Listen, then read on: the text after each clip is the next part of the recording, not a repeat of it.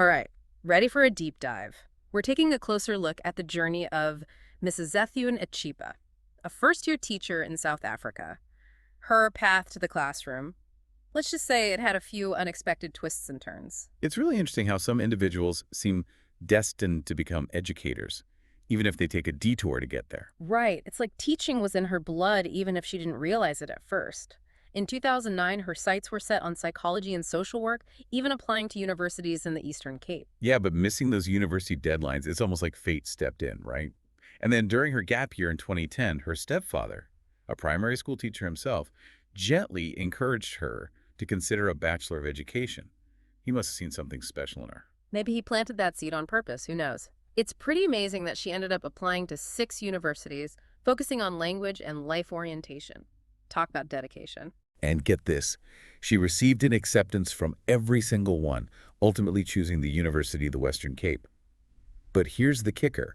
Even during her first year, she was still toying with the idea of switching back to psychology and social work. Can you believe that? Wow, talk about being torn between two passions. What changed her mind? What made her decide to stay the course and commit to teaching? Well, it seems like she had a real aha moment at UWC. It just clicked for her that teaching wasn't simply about relaying information from a textbook. So it was about more than just academics. Exactly, what way deeper than that. She was drawn to the idea of developing well-rounded individuals, fostering critical thinking skills, and instilling values that would empower students to thrive, not just academically, but in all aspects of life. You're talking about shaping young minds in a holistic way, right? Precisely. It's about the big picture. Wow, no wonder she was hooked. It sounds like she discovered her true calling. Totally. By the time she had the chance to switch back to her original plan, she was completely committed to teaching, much to the delight of her parents, who, as we know, were both teachers as well. That's incredible. Talk about a proud family legacy in action. So fast forward to 2014, she graduates, eager to make her mark on the world. Where does she end up? Intshinga Primary School, hired by the principal, Mrs. Vinke. I can only imagine the mix of excitement and nerves that come with landing your first teaching job. Oh, absolutely, especially for a first-year teacher. But with a large class, it must have been quite the experience. Did they mention how many students she had? Oh, they did. She was thrown right into the thick of it with a whopping 50 grade 4 learners. You're kidding! 50! Yep. Talk about baptism by fire, right? Wow, that's a lot to handle for anyone, let alone a brand new teacher. That's where things must have gotten really interesting. Absolutely.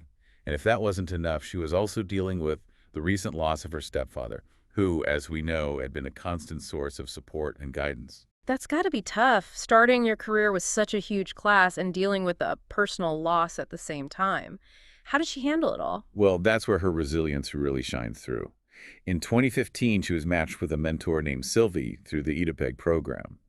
That mentorship turned out to be a game changer for her, especially during that critical first year. I can imagine. Having a mentor can make all the difference for a new teacher. What kind of support did Sylvie provide? Were there any specific strategies they focused on? Sylvie really helped Miss Ntshiba get a handle on classroom management, which is essential with a large class. They worked on two main techniques, do now and cold call. With do now, students have an engaging task waiting for them as they enter the classroom, minimizing distractions and setting the tone for a productive lesson. That makes sense. And then cold call keeps everyone on their toes because any student might be called on to answer a question, not just the ones who always raise their hands. You can imagine how effective that is in a class of 50, right? Oh, absolutely. It keeps everyone engaged and accountable. Did these techniques make a noticeable difference in her classroom? Definitely. And it wasn't just Sylvie who noticed the positive changes. Miss Ntshiba's principal, Mrs. Vinke, was also incredibly impressed with her progress and how she tackled those initial challenges head on. It's always encouraging to have that kind of support from your principal, especially so early in your career. So it sounds like she was really hitting her stride, even with the challenges she faced. But I'm sure it wasn't all smooth sailing, right? Were there times when she struggled? Oh, of course. There are always learning curves, especially in teaching. One area where she initially faced some difficulties was managing group work effectively. And with 50 students, I can only imagine how tricky that must have been. Oh, absolutely. Group work can be challenging even in a small class. Right. But it sounds like she leaned on Sylvie for guidance and put in a lot of effort to improve her group work management skills. And what was the outcome? Was she able to make it work? She did.